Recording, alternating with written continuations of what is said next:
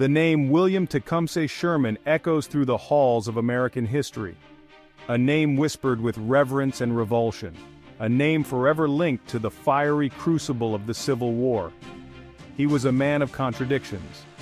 A brilliant military strategist who waged war with a ferocity that shocked even his own side. A complex figure, Sherman was both revered and reviled. His legacy a tapestry woven from threads of victory and destruction. Born in the heartland of a young nation, Sherman's life would become inextricably linked to its tumultuous journey. Sherman's story is America's story.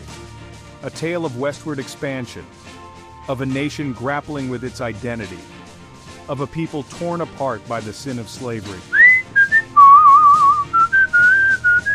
It is a story of courage and conviction, of resilience and reinvention, of a man who rose from humble beginnings to leave an indelible mark on the course of history.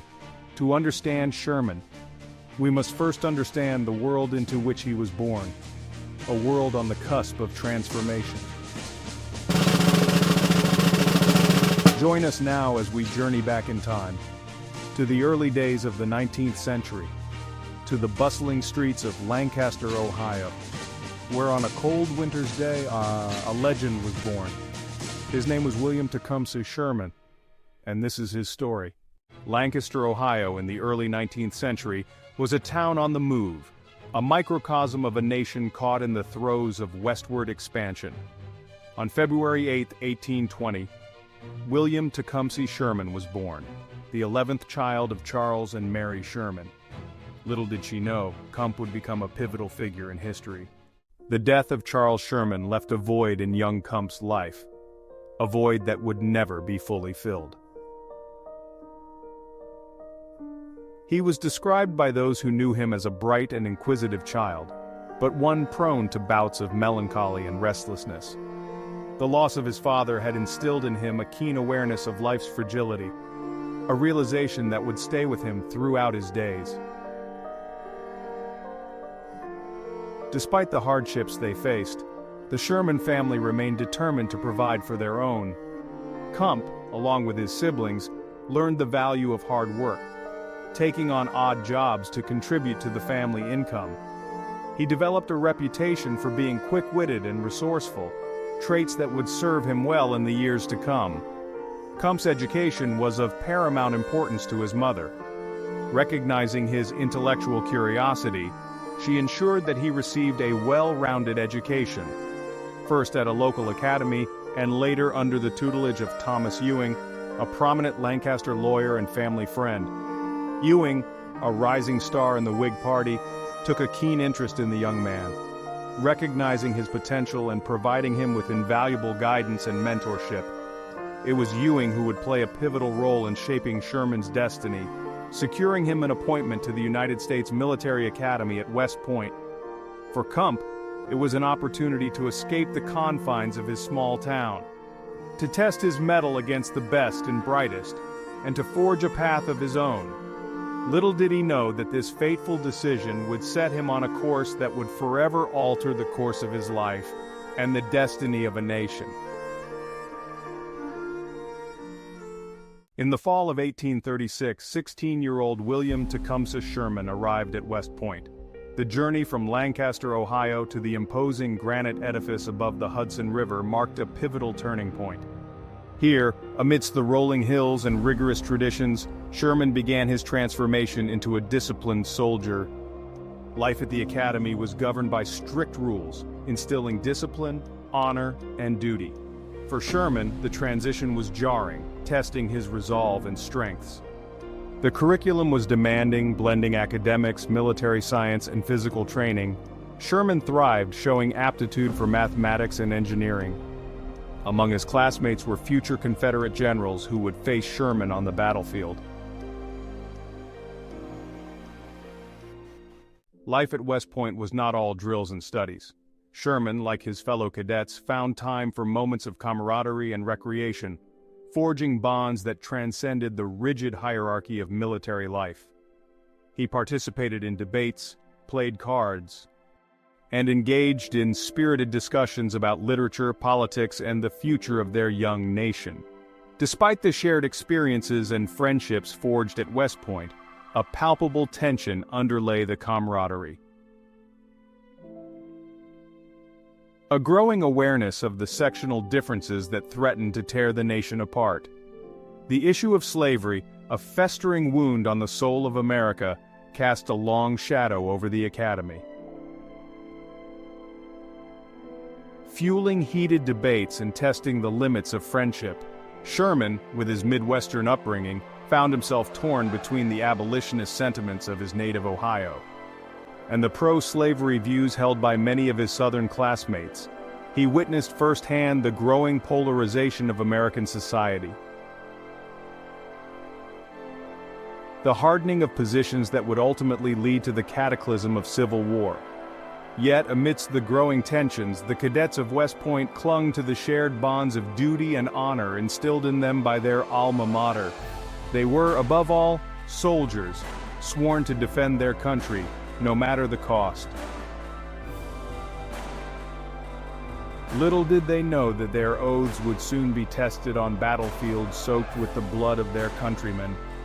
Their friendships shattered by the forces of history. So, life at West Point was a crucible that tested the mettle of even the most determined young men. The Academy's strict code of conduct and demanding schedule pushed cadets to their physical and mental limits, instilling in them the discipline and resilience required of military leaders. Every aspect of a cadet's life was governed by rules and regulations, from the moment they awoke at dawn to the time they retired to their Spartan barracks. Punishments for even minor infractions were swift and often humiliating, designed to reinforce the importance of obedience and attention to detail. Sherman, with his naturally restless nature and occasional flashes of temper, chafed at times under the rigid constraints of Academy life. Yet, he recognized the importance of discipline, both on the parade ground and in the larger context of military leadership. He applied himself diligently to his studies and drills, mastering the intricacies of military strategy and tactics. The lessons learned at West Point extended far beyond the classroom and parade ground. Sherman, through his interactions with his instructors and fellow cadets, began to develop the leadership qualities that would define his military career. West Point's curriculum extended beyond textbooks and theoretical exercises. Cadets received practical training in a wide range of military skills, preparing them for the realities of battlefield command. They learned to handle firearms, master horsemanship, and navigate difficult terrain, honing their skills through rigorous field exercises and simulated combat scenarios. Sherman, with his keen intellect and natural athleticism, excelled in these practical aspects of military training.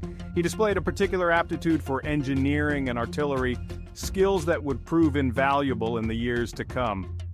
His instructors recognized his potential, praising his quick grasp of complex concepts and his ability to apply theoretical knowledge to real-world situations. Tactical training formed a core component of the West Point curriculum.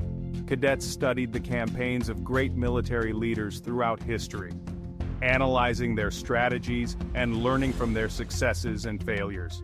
They participated in war games and simulated battles.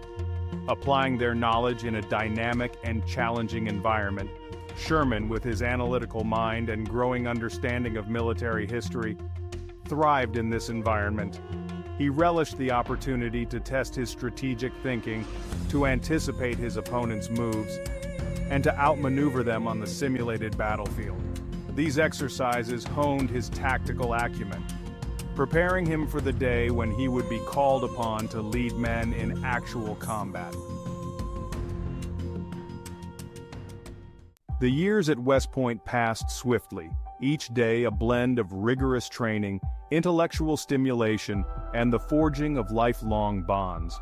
In the summer of 1840, William Tecumseh Sherman, along with his fellow cadets, stood on the precipice of a new chapter in their lives. Excitement buzzed in the air. Graduation day arrived, a culmination of years of hard work and sacrifice. The moment was electric. Sherman graduated 6th in his class of 42 cadets, a testament to his intelligence, dedication, and unwavering commitment to his studies. He received his commission as a second lieutenant in the United States Army, a symbol of his transformation from a restless youth into a disciplined soldier, ready to serve his country. The future was full of promise. His first assignment took him far from the familiar landscapes of Ohio. Mystery awaited. He was ordered to report for duty with the 3rd U.S. Artillery, stationed in Florida, a territory embroiled in the Second Seminole War. The unknown loomed large. The journey south by steamship and overland route exposed Sherman to the vastness and diversity of his young nation, a stark contrast to the cloistered world of West Point. Each mile brought new wonders. For Sherman, Florida represented a new frontier, a world far removed from the intellectual pursuits and structured routines of academy life. Adventure beckoned. Here, he would face the realities of military service, the challenges of command in a hostile environment, and the moral complexities of a conflict fought against a determined indigenous population resisting forced removal from their ancestral lands. The stakes were high. The year 1861 dawned with an unsettling tension gripping the nation. In Charleston Harbor, South Carolina, a powder keg awaited its spark. The Union garrison at Fort Sumter. News of the Confederate attack on Fort Sumter on April 12, 1861, sent shockwaves through the North. The unthinkable had happened. Americans were firing upon their fellow countrymen.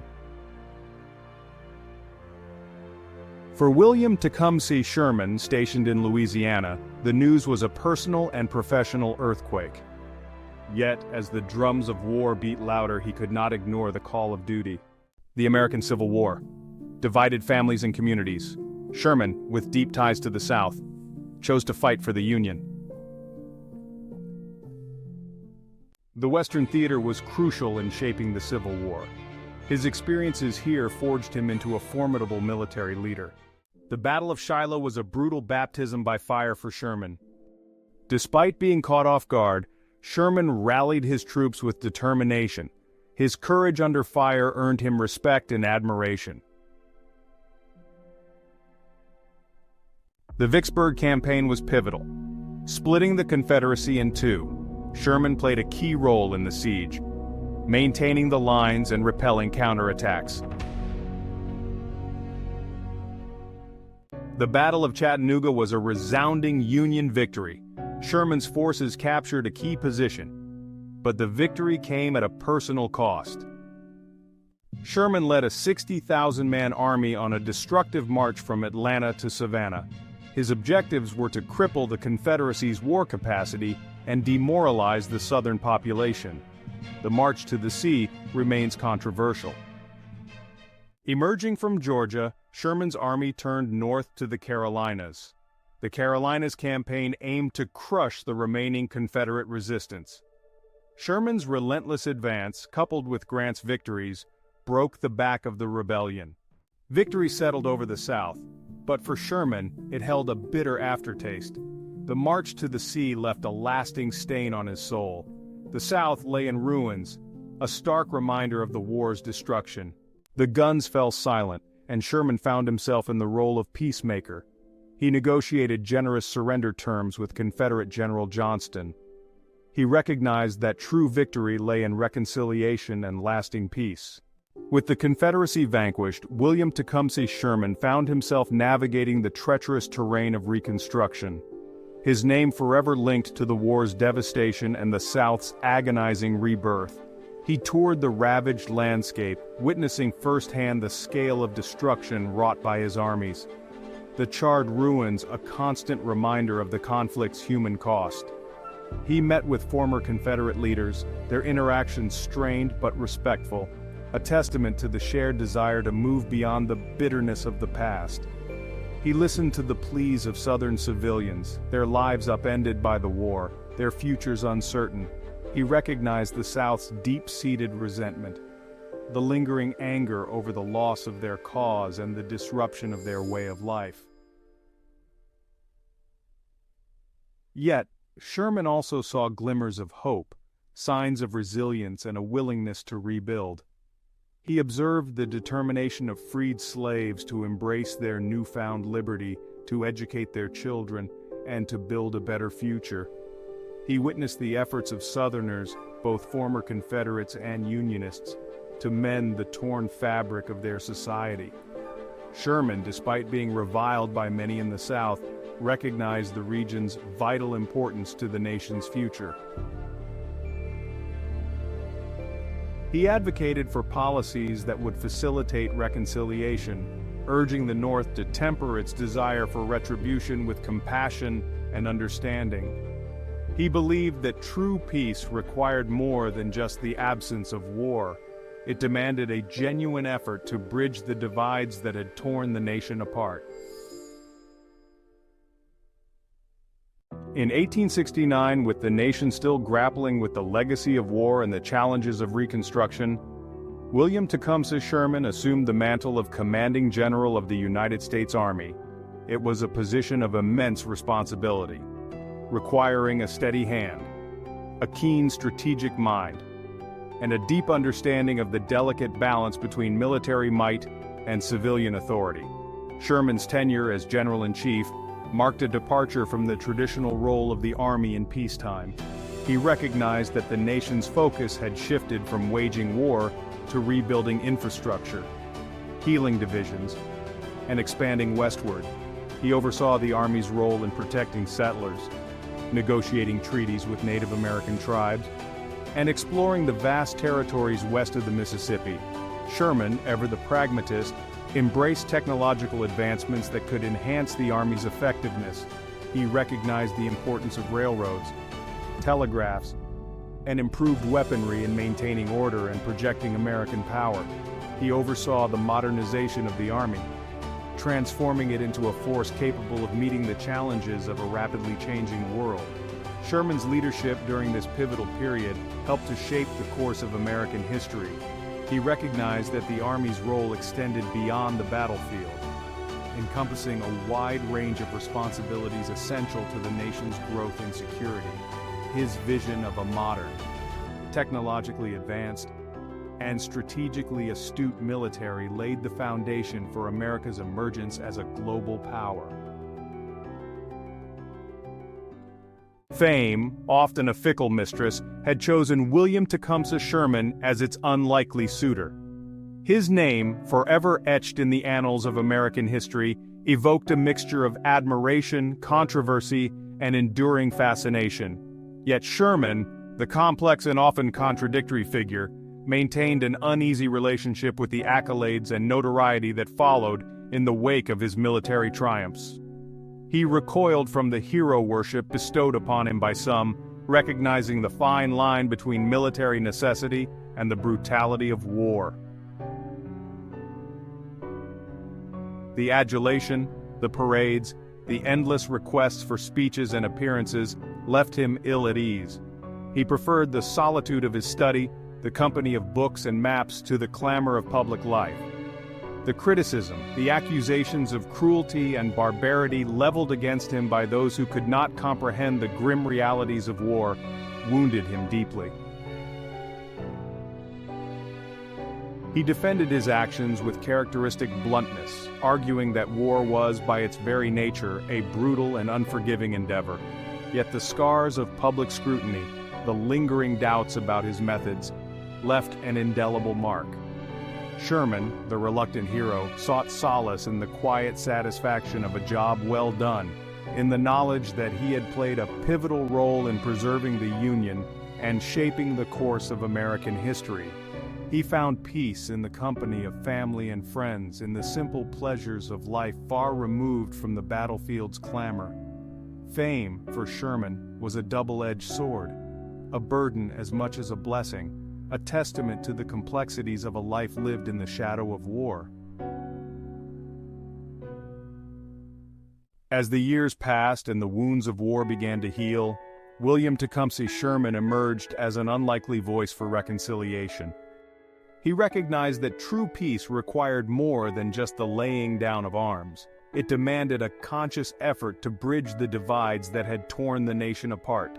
He attended veterans' reunions, both North and South, urging former enemies to find common ground in their shared experiences and sacrifices. He spoke out against the excesses of Reconstruction, advocating for policies that would reintegrate the South into the Union with dignity and respect. He believed that true healing required understanding, forgiveness, and a shared commitment to building a better future.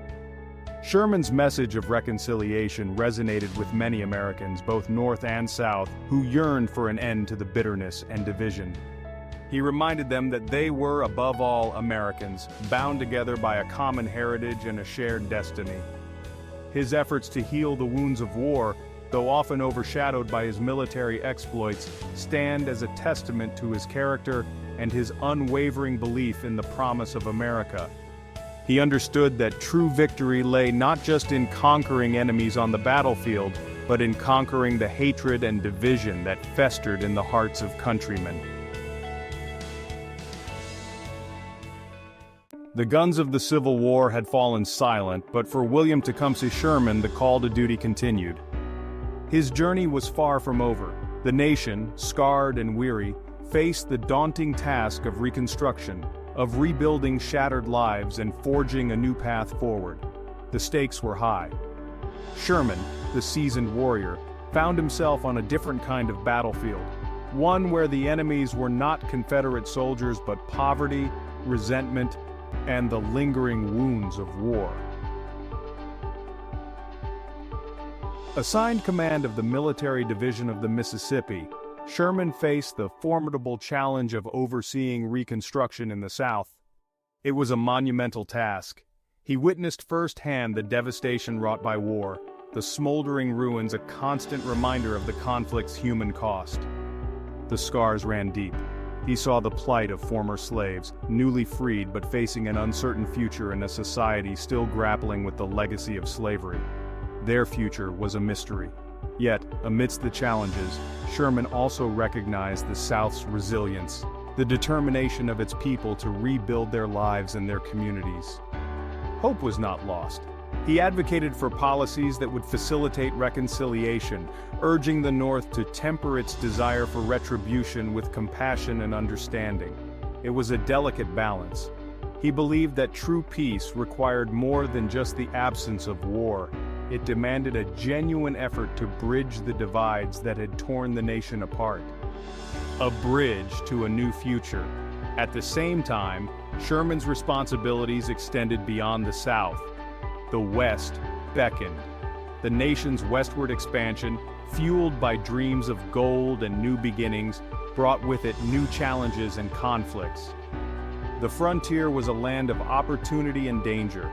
Sherman, the pragmatist, recognized the need for the army to play a role in securing the frontier, protecting settlers, and mediating disputes with Native American tribes. It was a new kind of warfare. As the nation pushed westward, the inevitable clash of cultures erupted in a series of conflicts known as the Indian Wars.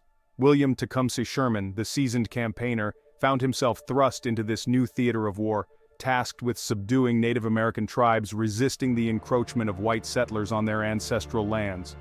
Sherman approached this new challenge with his characteristic pragmatism, recognizing the futility of protracted warfare and the need for a lasting peace. He advocated for a policy of negotiating treaties with Native American leaders, seeking to establish reservations where tribes could maintain their traditional ways of life. However, the peace Sherman sought proved elusive.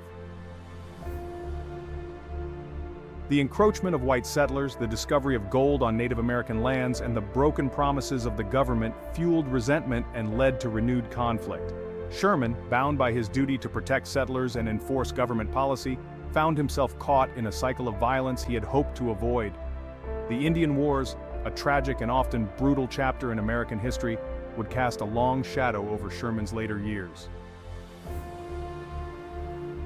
His role in these conflicts, though shaped by the prevailing attitudes of his time, remains a subject of debate and scrutiny, a reminder of the complex legacy of westward expansion and the enduring struggle for justice and reconciliation. The years flowed by, etching their passage on William Tecumseh Sherman's face, turning his hair silver, and deepening the lines around his piercing blue eyes. The roar of cannons and the cries of battle had faded into a distant echo. But the memories lingered, indelible scars on the landscape of his soul. He had witnessed firsthand the horrors of war, the carnage of battlefields strewn with the dead and dying. He had made decisions that sent thousands of men to their deaths, decisions that weighed heavily on his conscience, even as he justified them as necessary evils in the pursuit of a greater good. The nightmares came unbidden, transporting him back to the blood-soaked fields of Shiloh, the siege lines of Vicksburg, the burning streets of Atlanta. The faces of the fallen, both friend and foe, flickered behind his eyelids, their voices a mournful chorus in the stillness of the night. He sought solace in the company of fellow veterans, those who had shared the burdens and understood the unspoken language of trauma. He found a measure of peace in writing, pouring his memories and reflections onto paper, seeking to make sense of the chaos he had witnessed and the decisions he had made. Yet the ghosts of war, those unseen casualties of conflict, never truly left him, their presence a constant reminder of the enduring cost of victory. William Tecumseh Sherman, the soldier who had mastered the art of maneuver and the destructive power of fire, found a new outlet for his intellect and restless energy in the quiet solitude of his study. He became a man of letters, wielding his pen with the same precision and strategic insight that had characterized his military campaigns. His memoirs, published in 1875, became an instant success, offering readers a candid and often controversial account of his experiences in the Civil War. He wrote with characteristic bluntness, sparing no details of the horrors he had witnessed and the difficult decisions he had made. He defended his actions, arguing that war by its very nature was a brutal and unforgiving business, and that victory often came at a terrible cost. Beyond his memoirs, Sherman maintained a voluminous correspondence, writing letters to friends, family, former colleagues, and even former enemies. His letters, filled with his characteristic wit, insight, and often brutal honesty, provide a fascinating glimpse into his personality, his evolving views on the war and its aftermath, and his reflections on the human condition. Sherman's literary output, a testament to his intellect, his candor, and his desire to shape the narrative of his life and times, has secured his place not only as a military giant, but also as a significant figure in American literature. Fame, that fickle mistress, pursued William Tecumseh Sherman relentlessly. His name, forever etched in the annals of American history, evoked a mixture of admiration, controversy, and enduring fascination. Yet Sherman, the complex and often contradictory figure, maintained an uneasy relationship with the accolades and notoriety that followed in the wake of his military triumphs. He recoiled from the hero worship bestowed upon him by some, recognizing the fine line between military necessity and the brutality of war. The parades, the speeches, the endless requests for appearances and endorsements, these held little appeal for a man who had seen firsthand the true cost of conflict. He preferred the quiet company of books, the intellectual stimulation of conversation with trusted friends, and the simple pleasures of family life. The spotlight, with its harsh glare and superficial judgments, held no allure for a man who had stared into the abyss of war and emerged with a profound understanding of the fleeting nature of fame.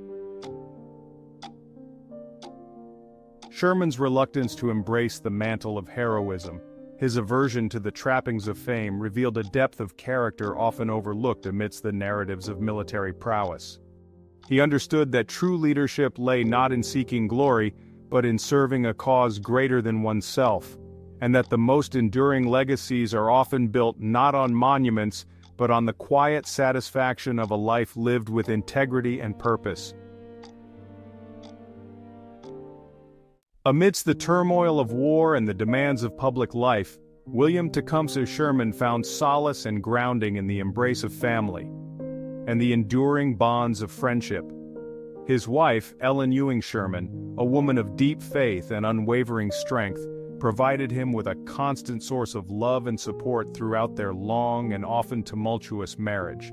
Their relationship, tested by the strains of war, separation, and Sherman's own demanding personality, remained a bedrock of stability in his life.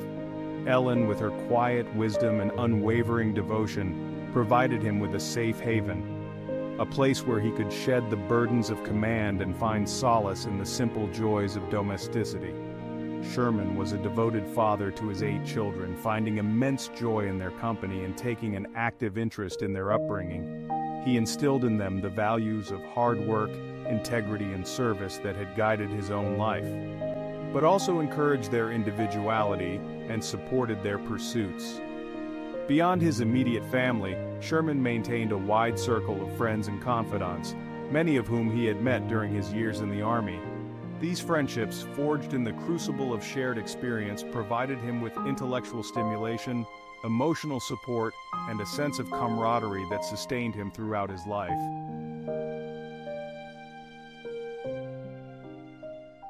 Time, that relentless river, continued its inexorable flow, carrying William Tecumseh Sherman toward the sunset of his days.